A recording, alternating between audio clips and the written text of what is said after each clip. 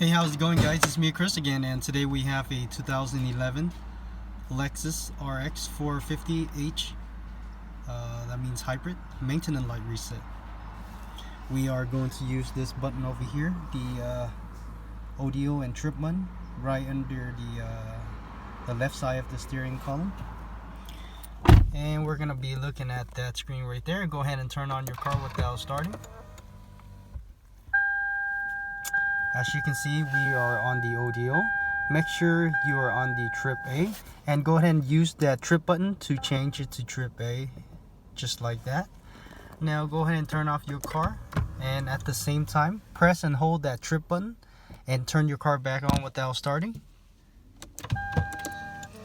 and you should see the blinkers running just like that.